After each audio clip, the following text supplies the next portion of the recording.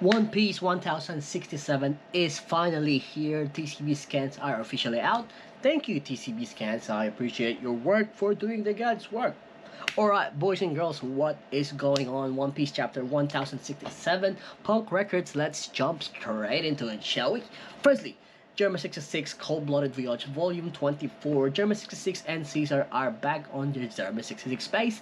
And what we can see here, basically pretty simple. We have Judge and Caesar about to clash or fight, argue, whatever we want to call it.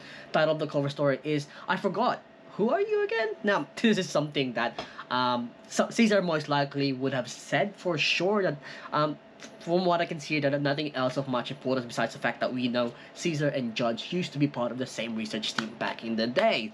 And it's kind of, in a way, related to the story that Vegapunk is part of, because Vegapunk is also part of that previous research team back in the day. So, you know, just kind of like, I guess, like an just a fun fact there that they all are all currently relevant to the cover story as well as the current story. So, let's just jump straight into the actual chapter. I'm not gonna go recap from the start to finish. I'll discuss what I think the most important part of this chapter. So, guys, before we jump into the video, much appreciated if you subscribe. If you haven't already, please hit the subscribe button. Much appreciated. I love you forever. Hit your boy up. Get me to 50 subscribers, even 100 subscribers. Thank you. Now, guys, before we jump straight into the most important part of the chapter, I just want to let's just quickly highlight one of the some of the fun parts of this chapter that I found fascinating, that I find cool. Firstly is Luffy's fascination or obsession with bugs. Oda bringing it back on this arc.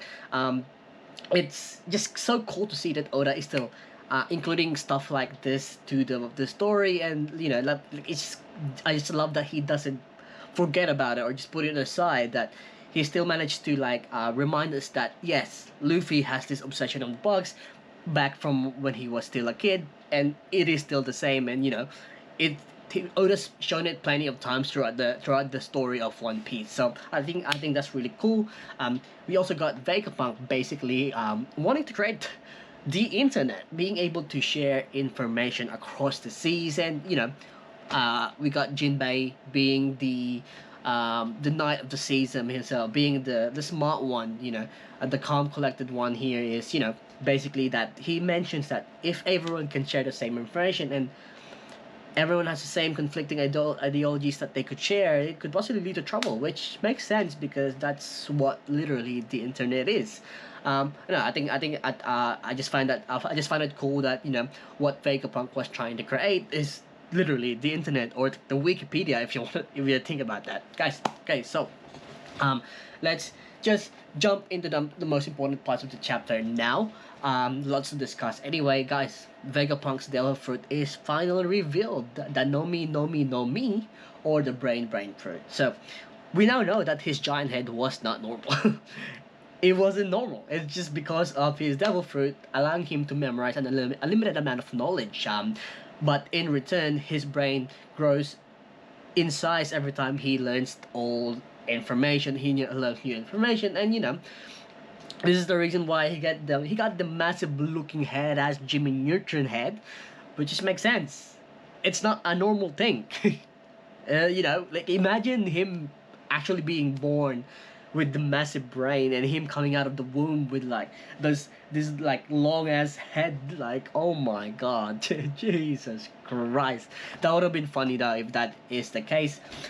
So yeah, we know now that's how he created the 6 satellites. Cutting his head off, he experimented on himself, and you know, created different personalities so he can be more efficient in collecting information. And it is connected to Punk Records, which is his some sort of hub that he created as well. So yeah, I think that is pretty cool, guys. Next thing is Momo's devil fruit is not devil fruit, but the artificial devil fruit that Momo eaten back in Punk Hazard. Excuse me, mother.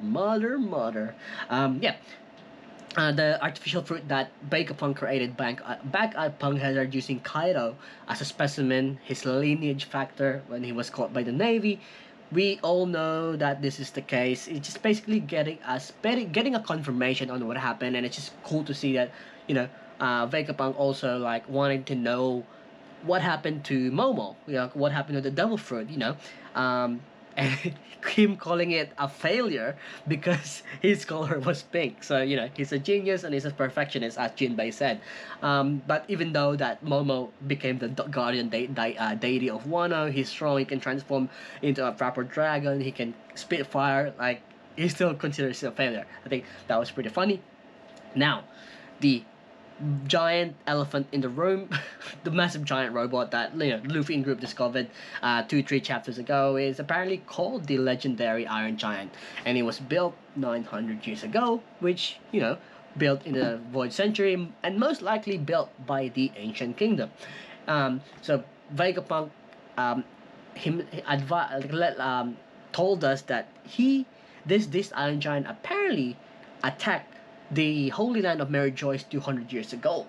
However, it ran out of power before it can actually make any serious or like actual damage to the land. So that is pretty interesting.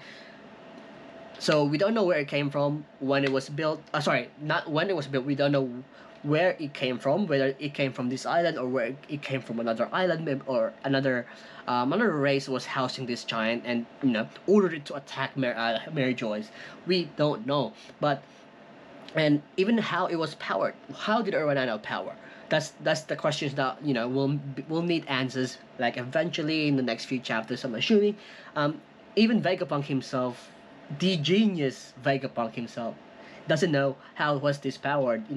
According to him, it was an actual power source back in the past that is not possible with the current technology or the current the modern science that we do have now. And that is crazy because Vegapunk, like, have you seen Egghead Island? How advanced that is? Apparently that is not even close, and that can't even be he can't even create a power source to power up this legend Iron Giant. So going back to what he mentioned, maybe 4 chapters now, or maybe 3 chapters, is him wanting to create his own son, so as a power source, to get like unlimited power. This could possibly be it.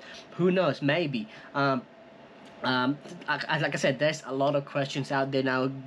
Oda's dropping us some crumbs here and there, but hasn't explained it yet. What actually happened with this Iron Giant? But it's up to us right now to figure it out. It's break week.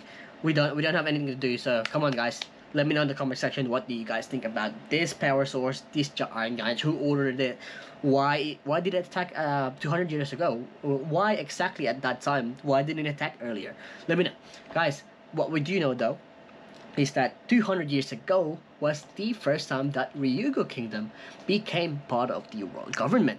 And this is the time when they were officially, the king was granted a place on the reverie as well. So given this information, there is definitely a correlation out there. Whatever that is, we do need to find out. I do need to do more research. I don't know yet. Definitely will do the research. I might even do a video about that. So yes, big questions in the next few chapters. Big theories that we do need to do. Guys, Bonnie, Vegapunk mentions that he needs to give something to Bonnie herself, and he feels sorry for what he did to Bonnie, and we know what he did to Kuma. It might be in relation to what he wants to give to Bonnie. Could it be some sort of like a remote control on how to control Kuma, or a way to control Kuma?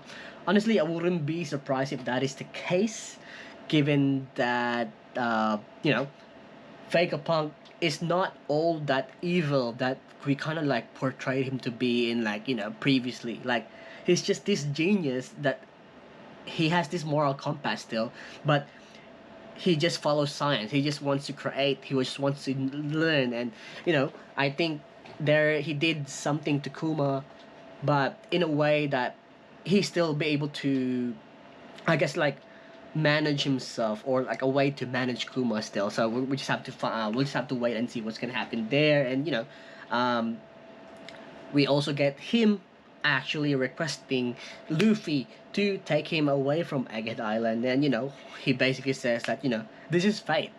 You guys came here for a reason, and we met here for a reason. So that's pretty cool. I think that's what we are already expecting anyway, since we found out that the Cypher Fall was heading to the island. So I think everyone was expecting that the Straw Hats might be like might be taking Vegapunk away, or join their crew.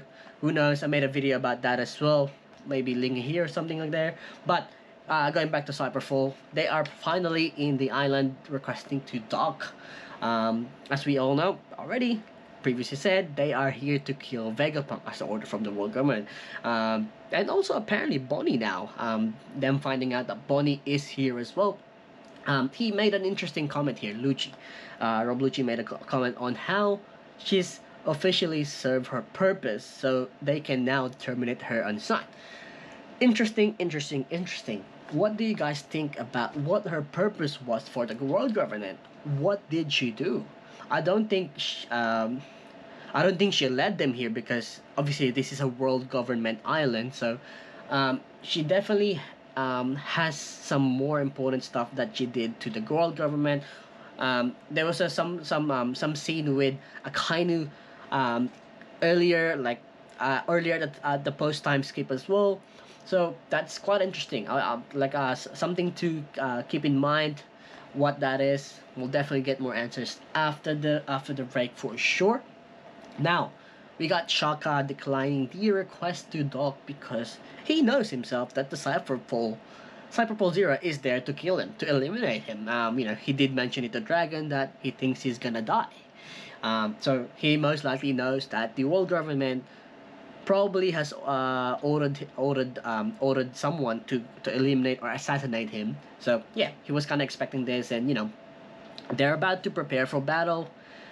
As I mentioned previously in my previous videos, that the lore piece is gonna be interrupted because of Cyberfall Zero coming here, and it'll most likely continue back in Elbaf when we get there. I think, and now that we know that the Wheel of Ohara is there, it just kind of makes sense. Now, at the end of the last chapter, the chapter, we get Kuma for some reason starts to act erratic, and starts to dash away, most likely going to Egghead Island for a reason. It just kind of makes sense.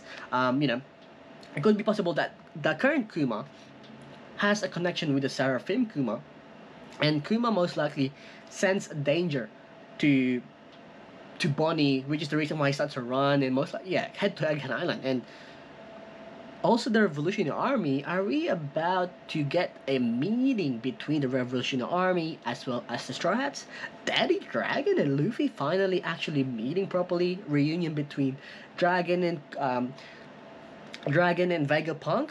It's just like the stars are aligning together, kind of like it makes sense.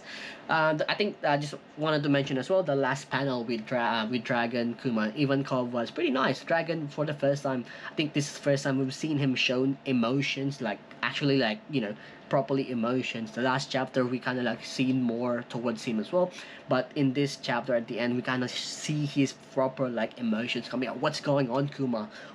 Talk to us, because we know that him, Kuma, and Ivankov, they started this together. They started at the start, and they all have deeper connection with each other. So kind of makes sense there. Now, guys, that is it. What did you guys think about the chapter? Did you guys like it? Any comments? Let me know in the comment section down below. Guys, make sure you hit the like and subscribe if you haven't already. Much appreciated. Catch you all later. This is it for me, your boy, KennyV, signing off, guys. Peace out. Peace.